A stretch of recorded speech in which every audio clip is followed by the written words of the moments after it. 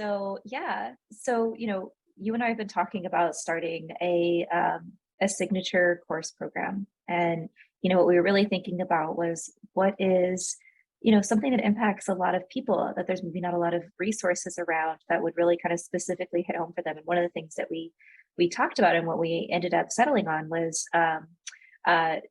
talking about sexual avoidance, because we know that that's something that impacts a lot of people, is that sense of actually feeling hesitancy or resistance around sex in their relationship. And so I'm wondering if you can talk a little bit more about what were some of the things that you were thinking of in regards to why it would be really important to have a resource regarding sexual avoidance.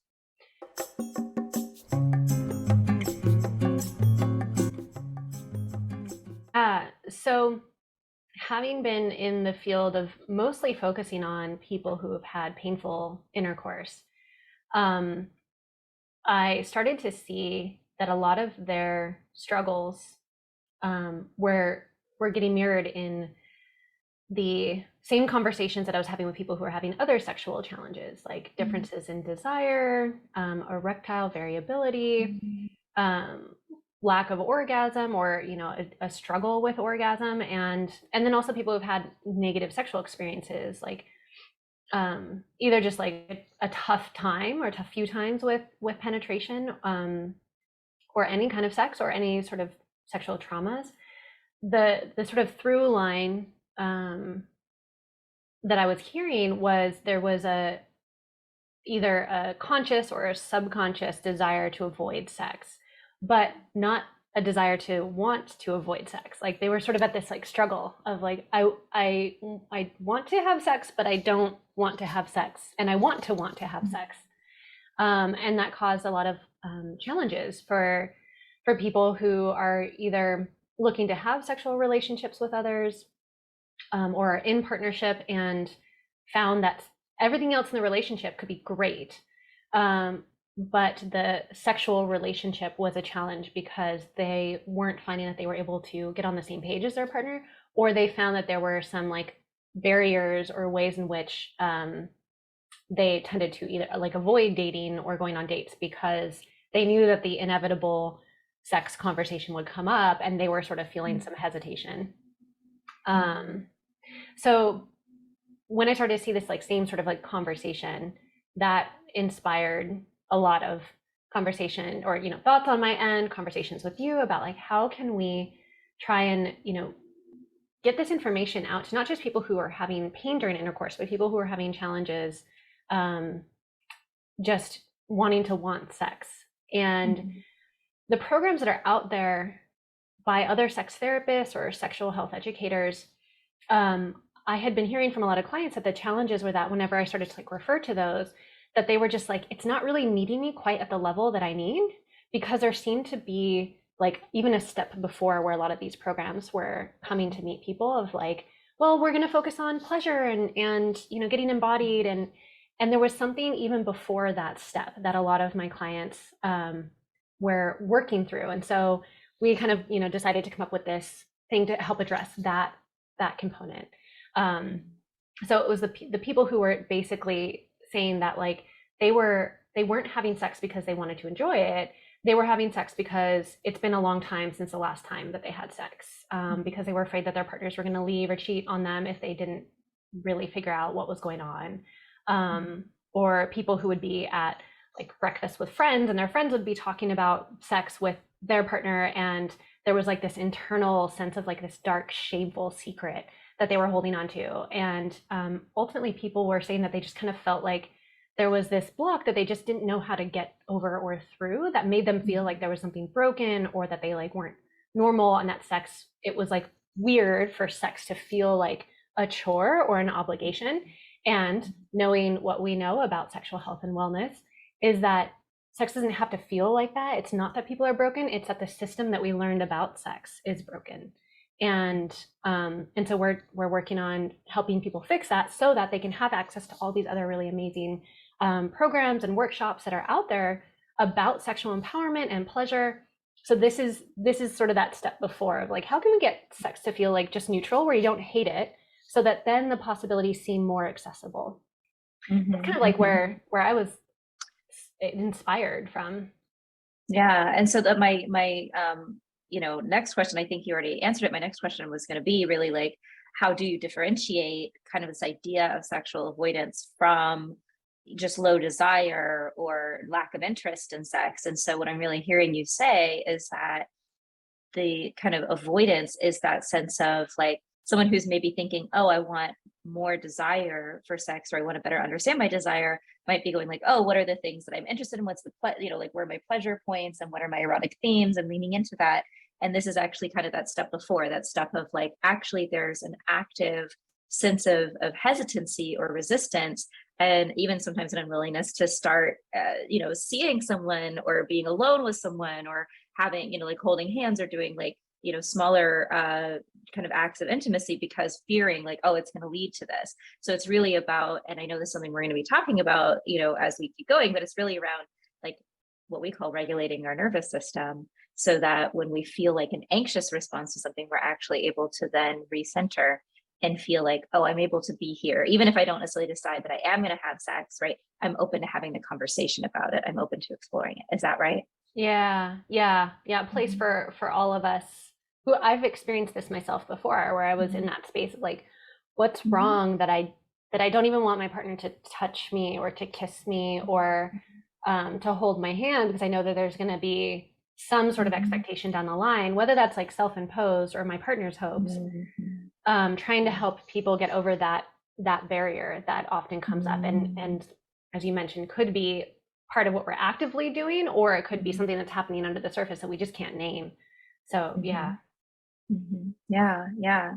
So when you think, so that would be, one thing that would maybe differentiate if people are saying like, well, is this program, this course, is this going to be helpful for me? One of the things is like, oh, am I noticing that I'm having a sense of avoidance altogether of this topic, versus, oh, am I just wishing that I had more, that I felt more arousal or desire in my body? It's like, I want to go from not wanting to talk about this or not wanting to engage in anything related to it, to feeling pretty okay about starting up those conversations.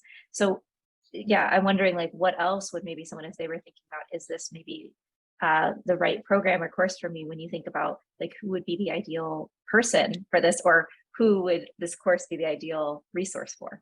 Mhm. Yeah, so it's tailored to both partnered and unpartnered people. And I think the people that will find the most success are the people who have had these frustrated feelings or even fights with partners, and feel like they can't really get unstuck from the same loop of what they've been talking about, or what they've been sort of tossing over. Maybe they're even in therapy and they're just like, I just can't identify that thing that's sort of like getting in my way. Um, if if they've experienced, as I mentioned, any sort of like negative experiences, pain, whether that's physical or emotional, and they're just really not happy with the way that sex is showing up in their life, or even in their thought process.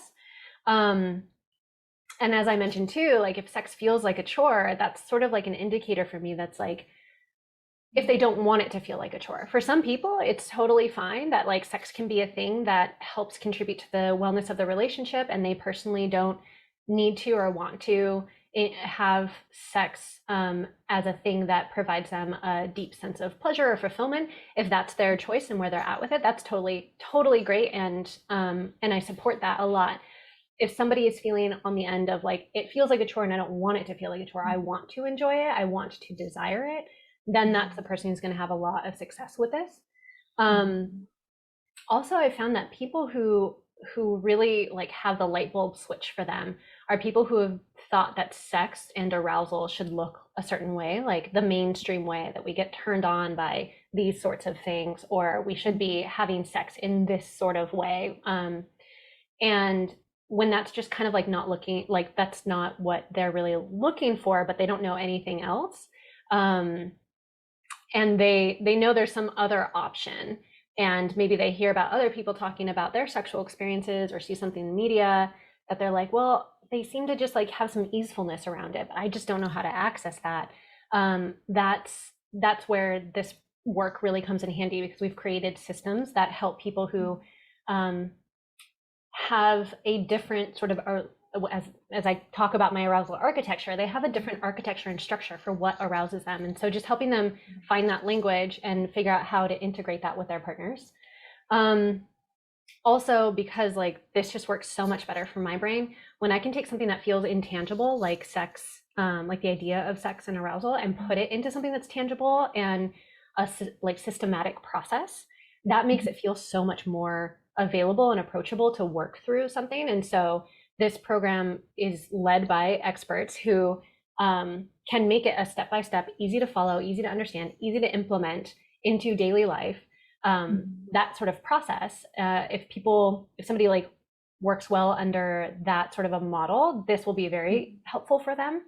And also the other thing that came to my mind as I was talking about that was that if they feel like the information that has been out there feels like so far away, that they're like, I don't even like this person talks about pleasure in this way, but like I don't know what that feels like or looks like for me. We help people figure out what that actually does feel like through using body awareness and embodiment, but in ways that can actually work for them on a day-to-day basis. And a lot of this work, it like 10% of the work is the learning of what we can share and offer, and the rest, like 90%, is the implementation of this stuff. And so the people who tend to have more success in doing the work with us are the people who are ready to make a change and who are ready to understand what ways they can implement into their lives in small ways. We like to really break things down to like bite-sized pieces. So it's really for like the unpartnered or partnered person who has a really busy schedule and life, doesn't want a lot of like ton of extra work, but is ready for some change, and that just might be in the mindset. And who's just tired of continuously avoiding sex, either consciously or subconsciously. Yeah. Yeah. And you said some change, even if it's just to the mindset. And my thought was like, yeah, a lot of this is about the mindset, right? That sense of like the thoughts that come up of wanting to avoid sex. And, and what we do know is that that's a protective mechanism. And you talked about many of the different things that can activate that protective mechanism that kind of brings up that part of us that says, oh, this seems, dangerous, or this seems like a risk.